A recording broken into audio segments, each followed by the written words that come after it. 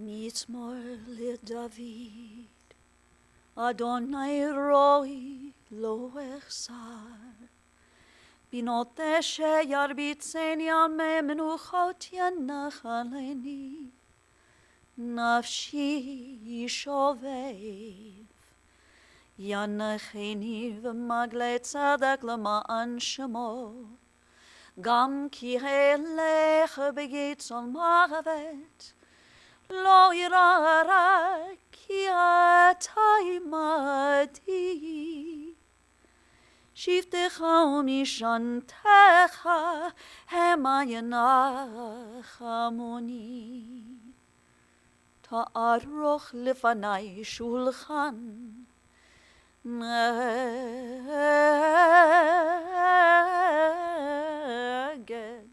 tsorirai. Dishanta vashamen roshi kosir vaya. Ach tov chesed yirdifuni kol yamei chayai v'shaviti b'veit Adonai le'orech yamim. I've chanted for you the words of our 23rd Psalm. When we are in need of comfort and strength, and when we feel as if our hearts are breaking, we often turn to the psalmist in search of solace. And so I ask you now to recite these words with me. The Lord is my shepherd, I shall not want. He maketh me to lie down in green pastures. He leadeth me beside the still waters. He restoreth my soul. He guideth me in straight paths for his name's sake. Yea, though I walk through the valley of the shadow of death, I will fear no evil, for thou art with me. Thy rod and thy staff, they comfort me. Thou preparest a table before me in the presence of mine enemies. Thou hast anointed my head with oil. My cup runneth over. Surely goodness and mercy shall follow me all the days of my life, and I shall dwell in the house of the Lord forever. In the rising of the sun and in its going down, we will remember him. In the blowing of the wind and in the chill of winter, we will remember him. In the opening buds and in the rebirth of spring, we will remember him. In the blueness of sky and in the warmth of summer, we will remember him. In the rustling of leaves and in the beauty of autumn, we will remember him. In the beginning of the year and when it ends, we will remember him. When we are weary and in need of strength, we will remember him. And when we are lost and sick at heart, we will remember him. When we have joys we yearn to share, we will remember him. So long as we live, he too will live, for he is now a part of us as we remember him. To you, Alan, to his children, Josh, Craig, Amy, Adam, Jared, Chad, and also to Jackie, and to his grandchildren, Alexandra, Madison, Isabel, and Leo, and to all the members of the family, and to so many dear and cherished friends, we've joined together today to remember, but also to celebrate the life of your beloved Richard Dick Friedman. Our sages have taught us that birth is a beginning and death a destination, and life is a journey, from childhood to maturity and from youth to age, from innocence to awareness and ignorance to knowing, from foolishness to discretion and then, perhaps, to wisdom, from weakness to strength or strength to weakness and often back again, from health to sickness and back, we pray, to health again, from offense to forgiveness, from loneliness to love, from joy to gratitude, from pain to compassion, from grief to understanding, from fear to faith, from defeat to defeat to defeat, until looking backward or ahead, we see that victory lies not at some high place along the way, but in having made the journey, stage by stage, a sacred pilgrimage. Birth is a beginning and death a destination, and life is a journey, a sacred pilgrimage to life everlasting. Dick's journey of more than 87 years began here in Cleveland. He was born in 1930 and was the youngest of 2 children born to Sam and Esther Friedman. Dick and his sister Anita were fortunate that their family fared well during these challenging times of the Depression. His father, Sam, owned the Nottingham Steel Company, and the family resided on Glencairn Road in Shaker Heights. Dick would recall stories throughout his lifetime of enjoying a happy childhood and also being raised by the family's nanny, Bessie. He would share stories of how some of his dearest friends were his neighbors living on Glencairn. And when his parents made the decision to move just down the road a bit to Cortland, the young little boy would sit on the front step of the Glencairn home telling would-be buyers that the house was infested with bugs and rats. And despite his efforts, the house did sell, and the family moved to Cortland. But Dick and his childhood friends managed to remain lifelong friends. In his earlier years, Dick was a student in the Shaker Heights public school system, but for high school he attended university school. The bright and very mischievous Dick Friedman was described by his high school teachers as one who, and I'm quoting now, one who had an uncanny ability to argue about anything, and that he would end up becoming a lawyer or a millionaire investor or serving time in jail. When he wasn't attending school, Dick would spend his free time practicing his boxing skills, watching sports, or pursuing one of his great loves, fishing. After his graduation from university school, Dick matriculated to the University of Pennsylvania, Wharton School of Business. He was quite a good student, and he was active in his fraternity, ZBT, and he enjoyed many wonderful friends. He earned his degree from U of Penn, and then Dick enlisted in the United States Army. A vivid memory that he had from that moment on was remembering his father crying on the day that he was to leave for basic training. His father, Sam, I'm told, was not one to be overly emotional or very demonstrative in his feelings towards his children. But when Dick saw his father crying as he was about to leave for the train, this left a very powerful impression on him. The time was during the Korean War, and Dick was stationed stateside in Texas and Georgia. Now, while Dick took the responsibility of serving his country very seriously, he didn't always take everything so seriously. There's a story that during his basic training, he and his fellow soldiers were instructed by their commanding officer in a drill that if they heard gunfire, they should immediately hit the deck. They should fall to the ground as quickly as possible. Well, Dick didn't like the idea of hitting the hard ground, and while everyone else was on the ground, he was still looking for the softest spot he could find. The commanding officer went up to him and said, "Friedman, you'll be the first one of your unit killed in Korea." To which Dick responded respectfully, "I sure hope so, sir." And the story goes that the officer had to turn away quickly to hide his laughter from the other soldiers. But this is how he was. When under pressure, he incorporated humor.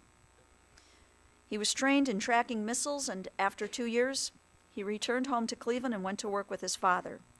Not too long after that, though, he moved to New York City and worked as an investment analyst.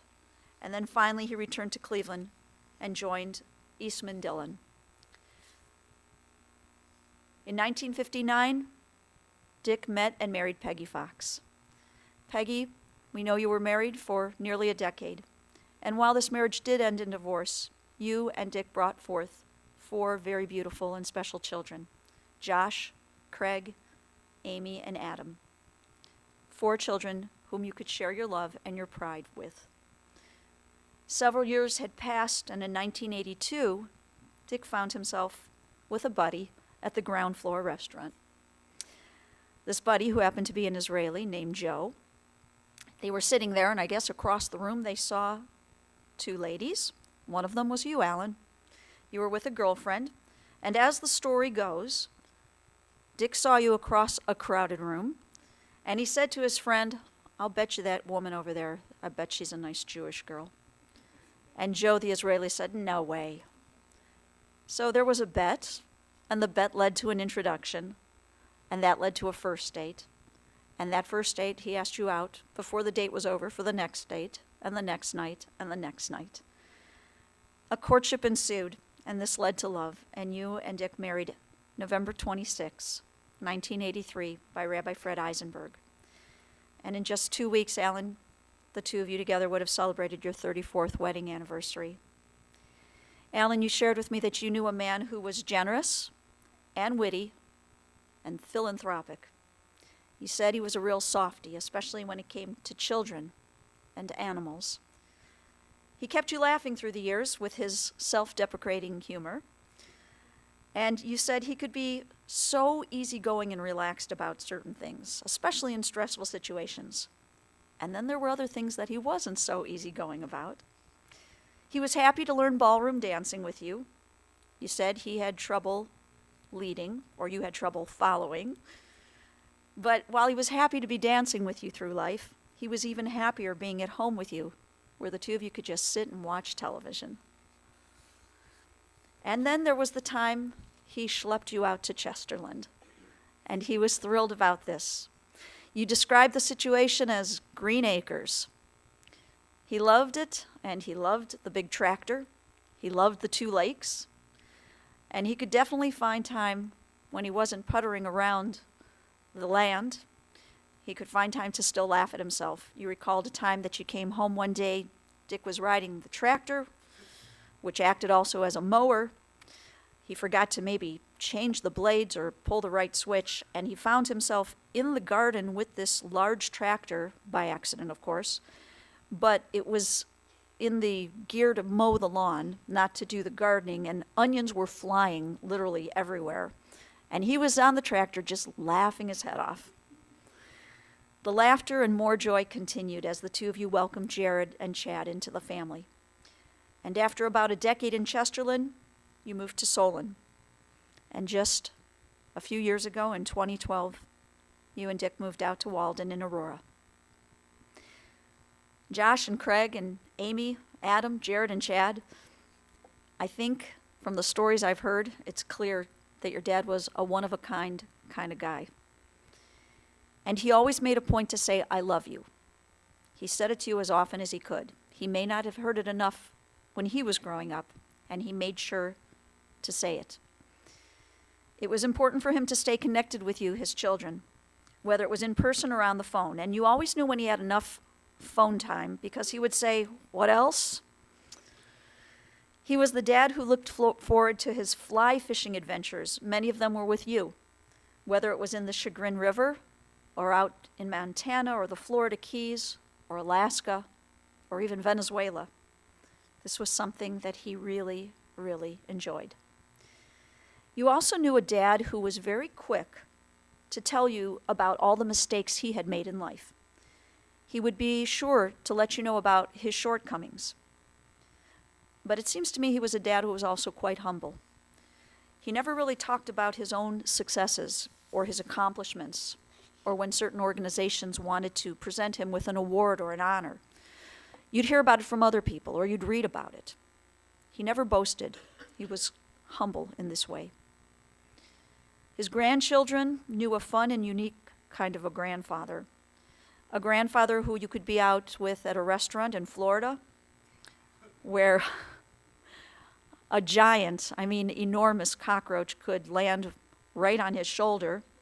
Everyone at the dinner table could be screaming, and he would just gently brush this very large insect away. He was less concerned about the cockroach and more concerned that this very nice restaurant only offered a cupcake or a small dessert for this mishap. You also knew a grandfather who could stay calm. If he was taking you fishing, and one of you, more than likely, was falling into the water, he would always be calm. He was calm in a lot of other ways, too.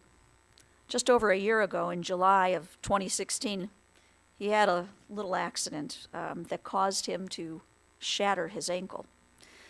As Alan was horrified, calling 911, he was calmly instructing her to call the dentist and cancel his appointment, to call his assistant. He wouldn't be coming in that day. This is a man who never retired, really never stopped. Up until 2 weeks ago, he was working at ESAR Corp., which stood for Esther, Sam, Anita, and Richard, this investment company that he dedicated his life to. But just up to 2 weeks ago, he was going into the office every day. Through his work, he always maintained his sense of humor. This was always at the forefront.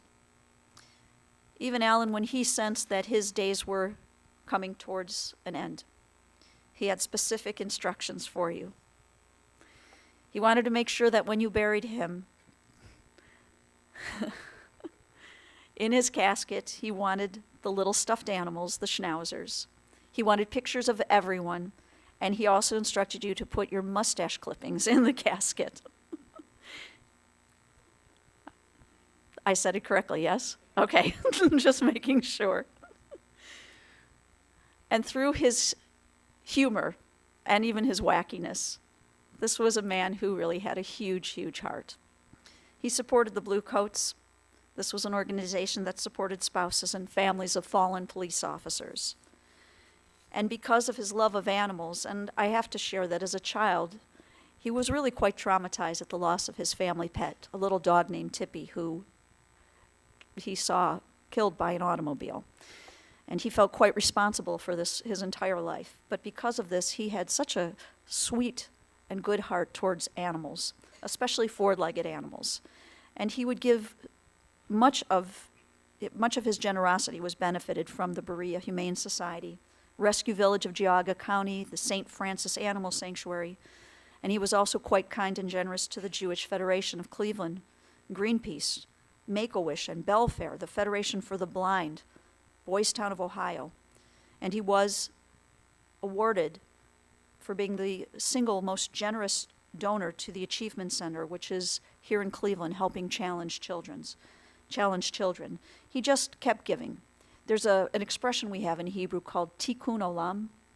It means repairing the world. So when we come into this world, we can't be charged with the responsibility of repairing the entire world. That would be an impossible task for any one human. But we are charged with the task of making the world better than it was. And he certainly did his share of that. Today, we remember a man who was dedicated to his family and to his community.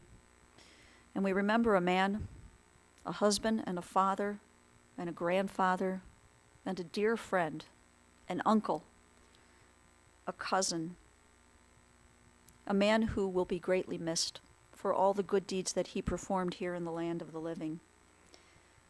We are also taught that words which come from the heart enter directly to the heart. And today, we have a few people who have words in their heart that they want to share with all of us. And so I first would like to call on someone who I believe might be one of his oldest friends, lifelong friend, Alan Kern, who has some words from his heart to share with all of us.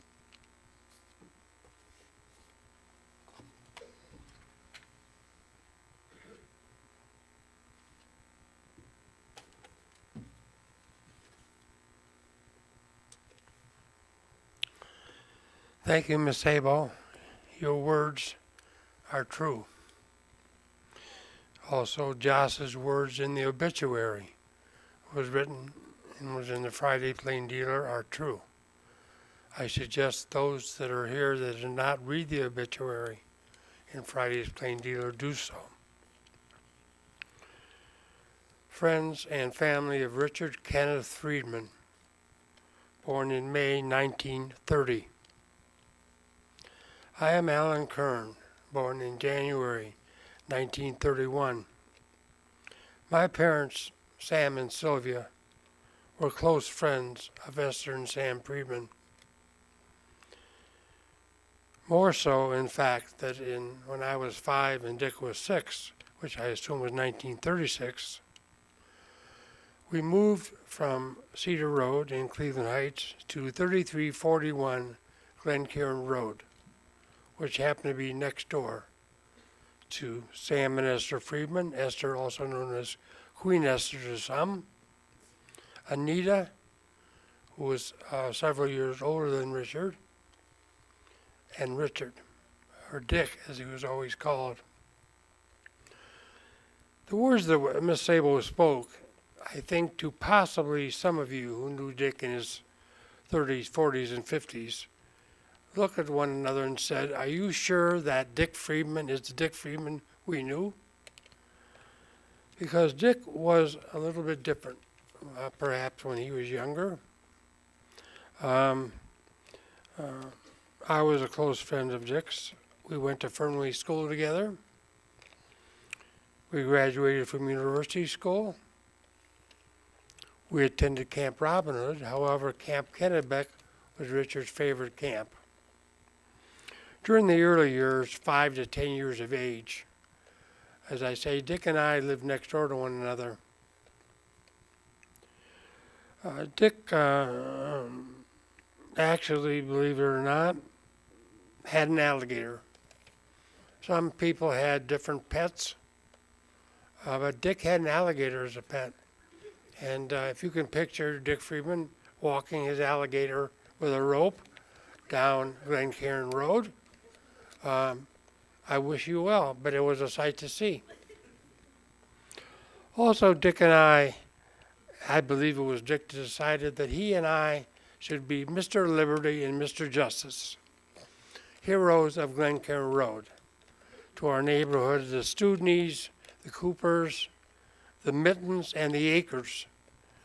What's interesting is that, according to Miss Sabo's story, Dick became a farmer, Green Acres, and believe it or not, the Acker family, actually bought that house in Chesterland from Dick when he sold it. So that was Dick. We were Justice and Liberty, although I don't remember who was who. Also part of Dick's family, he was very close to his Uncle Harold. His father had a number of 4 or 5 sisters and at least one brother, which was Harold. Dick really took a very strong liking to Harold, and his daughter Nancy and her sisters are here today. Nancy Friedman. As I say, time marched on, and Dick moved to Cortland. Cortland he lived on Cortland between South Woodland and Shaker Boulevard. If you go down out that street, which also Shaker Country Club, I believe, is on the left-hand side, you'll see 2 lions in front of a brick house. That's where Dick left. That's where Dick lived. Dick was also very close to his mother's father, his grandfather. His grandfather taught him how to play chess. And Dick was very involved in playing chess for the rest of his life. I played chess with Dick. As recently, his nephew, I believe Andrew, that's Anita's son, played chess with Dick, long distance.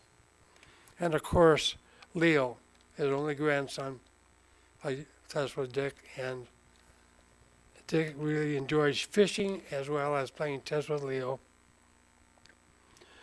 Our families got closer together relationship-wise because, as it turned out, he had aunts. His Aunt Kay, his Aunt Miriam, his Aunt Tulsa, and Aunt Ida. Ida was the youngest of Sam's sisters, who actually turned out to marry my mother's brother, Alfred Berkowitz. So now Dick and I were not only friends, we were cousins once removed, if there is such a relationship. Dick also, and this may be hard to believe, took violin lessons. Of all the instruments, in those days, the parents loved to give their children instruments. I had the piano. They also had me play the trumpet, of which I got the key stuck when I was chewing bubble gum, and therefore could not play it very well. However, I did play taps every evening and reveille every morning off my porch, which my neighbors were not particularly happy with. Dick was really very social in the ages from 10 years old and up. He dated many, many young ladies. One time, Dick and I were double dating, and Dick was driving a car. He picked us up, but after he dropped the girls off, our dates, he started to drive backwards. He drove all the way backwards, back to his house on the street there. I said, Dick, what are you doing? He said, my Aunt Ida doesn't know I borrowed the car, and therefore I don't want her to note that the mileage was up so high. So Dick always had a sense of humor. It developed throughout many of his years, and I think it showed he could be lighthearted. I'm sure Dick, when I hear about his military adventures, would be more than happy that he was not buried in Arlington Cemetery. However, received the same type of military honors here at Berkowitz-Kumin today. That about ends most of the stories that I have to tell about Dick, although I can tell you he must have been very friendly, or loved my family, because he and Dick Friedman and Dan Friedman, not a relative, and I became quite friendly. Dan also went to university school. We were known as Pinhead, Fathead, and Cootie. I was Cootie, and I'm not going to go into how I got that name. I really don't remember whether Dick was Pinhead or Fathead, but I have a feeling he was Fathead. Dick also, he had a nickname of Ducky. They call him Duck because they felt that he walked like a duck. Sometimes he talked like a duck. Therefore, he must be a duck. But Dick, he was very much fond of my family. In fact, when I went to visit my cousin in Pittsburgh, Dick and Danny came along to visit me while I was visiting my cousin in Pittsburgh. I also visited my brother in Atlanta, Georgia. Dick came along with Dan to visit me while I was visiting my brother in Atlanta. He stopped also in Atlanta and into Tampa, Florida at that time because his fraternity brother from ZBT of Pennsylvania, Steve Reagan, lives in Tampa. Dick was always loyal beyond question to his friends and his family. He would do anything for them. He was very special in that way, extremely loyal. I prefer to be known as the longest friend of Richard Kenneth Friedman rather than the oldest friend of Richard Kenneth Friedman. But I can tell you that when I was with Dick, many times we visited one another and stayed overnight, particularly when I was on South Woodland, nearby to Cortland, where Dick lived. And so we would spend nights at each other's house. I can only talk about the coincidence of friends, because if I am the first friend of Dick Friedman, and my name is Alan, of course, the last 33 years, he's had another friend who I'm sure he also spent the evenings with, maybe in the same bed, which he didn't do with me. And her name was Alan. Thank you.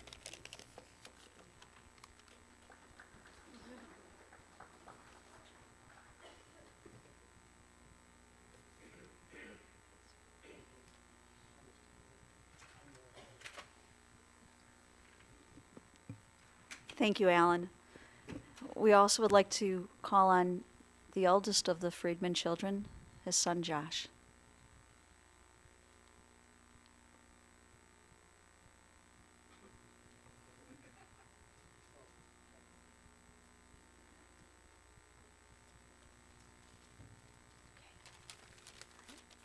going to be hard to top, but thank you, Alan.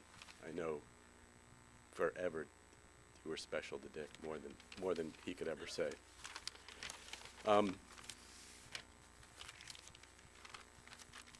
In William Shakespeare's Julius Caesar, the famous funeral oration by Mark Antony about Caesar, Mark Antony says, "I come to bury Caesar, not to praise him." We've heard praise of Dick Friedman. I'm not going to praise him. Just kidding. That's his favorite expression. Just kidding. Don't get worried. And I think of anyone who I know would appreciate a joke, some sarcasm, it would be my dad. And that was the way I think he related to the world. Of course, Antony's speech is ironic. He did praise Caesar. He turned the whole crowd in his favor. And when I think about how you sum up someone's life in a few minutes, you can't, obviously, but irony is the word that comes to me when I think about Dick Friedman. Irony is saying the opposite of what you mean. You joke. You make sarcastic comments. And that was Dick Friedman's, that was his approach to life. And it wasn't just silliness. It wasn't just joking. I think there was a real underlying reason for this. And Dick, and I think he got it from his father Sam, may God bless his soul, rest his soul, were focused on the dark side of life, on the things, the bad things that could happen, and how to protect people from it. As Alan said, he lost his dog as a child. He lost his nanny Bessie. And these are the things that he tried to teach us. Life is hard. You will lose friends. People will disappoint you. You'll be hurt. You will lose your dog. You'll lose. You're going to work. You need to work hard. You need to worry about not losing your money. As my mom said, my dad predicted stock market crashes since 1968. He's shorted. That was his thing. But you know what? He was right, because life is dark. Life has a dark side, and you have to be prepared for it. And that was what Dad tried to present to us. He was not the touchy-feely type. He was not the kind that would sit down and say, tell me what's going on. Tell me what's happening. He was, turn off the lights. Watch what you're doing. You're going to get in trouble. You've got to do that. And that was born, I think, it was born out of love. And when you face the dark side all your life, when you grew up in the Depression, when you have a father that's tough on you, it wears on your soul. It can make you focus on the dark side. And I want to tell one story about that with Dad. I went to Kennebec summer camp that he loved. Cried from the moment I got there to the day I left, homesick. My parents came at parents' weekend, and they were there. I was crying. I had a swimming race. I was crying. I got out of the race. I was crying. I went to my dad. I said, "Dad, they call me a crybaby." Okay, what did he say? Remember, he's the ironic father. Not, "Oh, it's okay. You'll be fine." He goes, "Well, yeah, you are. You're crying. You're a crybaby." That was my dad. He was there. I know he loved me. I know he loved everyone around you, but he's not going to say it. He's going to make sure that you understand that there is strife, there is trouble. There will be people that are mean to you, and you have to be prepared for it. So there was a dark side to Dick, but there's also a side when he could focus away from the dark, when he focused on the light, when he took us fishing. I never saw someone more happy or more fun in my life. This is a man who liked to left-side it, to lay on the couch and watch TV, but when he took us hunting or fishing, he was up at 3 in the morning. He was whistling. It was drop 'em and grab 'em, kid, let's go. And I never had more fun in my life. So yes, I'm here to praise Dick Friedman, but to talk about the light and the dark. And the oration speech from Mark Antony closes. My heart is in the coffin. My heart is in the coffin there with Caesar, and I must pause till it come back to me. My heart, and I hope a little piece of your hearts are there with Dick in his coffin. And every day of your lives, if you can, pause for a moment. Think about him. Think about the light and the dark. And then your hearts will come back to you. Thank you.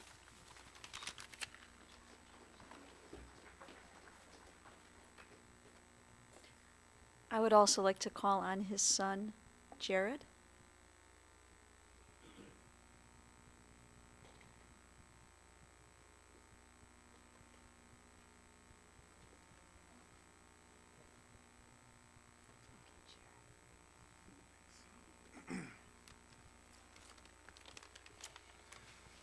Okay, well, there's going to be two tough eulogies to follow, especially because I scribbled this together last night after we drank and ate a little bit too much from getting food from my dad's favorite restaurant. That was Giovanni's. One thing that he would say if he were here, just to get this point across about how he wanted to save money and save it for his children and his grandchildren, even his wife, he probably is rolling in his casket because of how expensive this one was. There were way cheaper ones out there, but, you know, my mom insisted that this one, we all agreed, you know, it had the most padding and he was the most comfortable in it. So there are just a few things I want to say. So, my dad had this maxim in his office that said, failing to prepare is preparing to fail. And, you know, that's also kind of ironic because I didn't plan much for this. But in accord with his philanthropic nature, I think, and how modest and also self-deprecating my dad was, I think he would be happy if we would just express the notion that that death is something that everybody's going to encounter.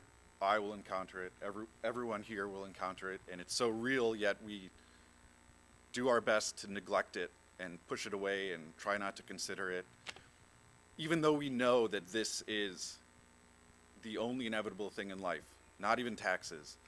This is, the reason I bring this up is because I've regarded my dad as this successful, giant, self-deprecating dick.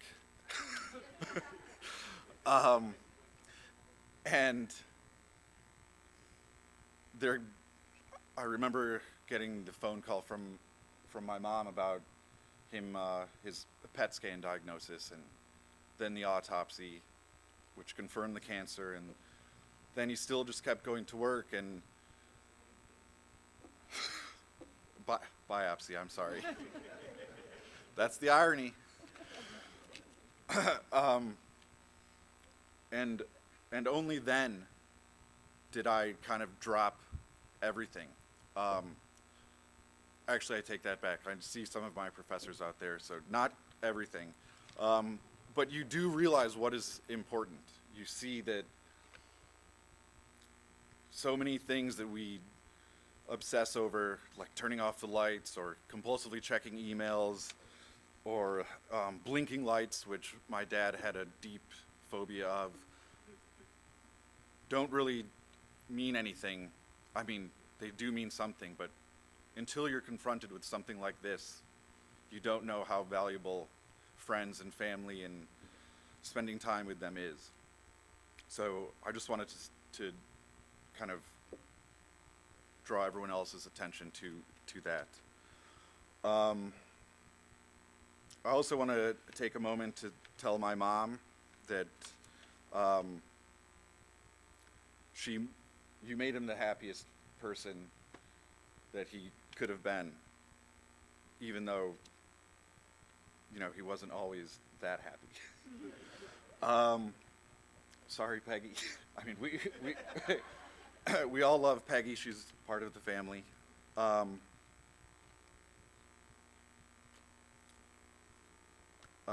Let's see. Well, I'm preparing to fail. The other thing he wanted, this other maxim that he had was, do what you want, where you want, when you want, and if that is what you're doing, then not a day of life will feel like work. So on that note, well, there aren't any blinking lights in here, so thank you.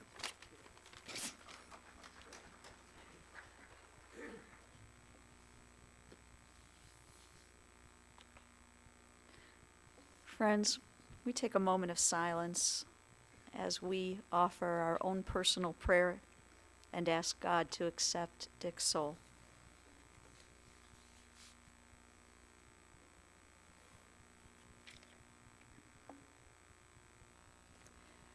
When I come to the end of the road and the sun has set for me, I want no rites in a gloom-filled room.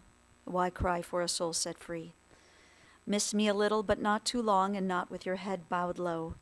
Remember the love that we once shared. Miss me, but let me go. For this is a journey we all must take, and each must go alone. It's all a part of the Master's plan, a step on the road to home. When you are lonely and sick at heart, go to the friends we knew and bury your sorrows in doing good deeds. Miss me, but let me go. As you're able, I invite you to rise for the memorial prayer, El Mole Rachamim.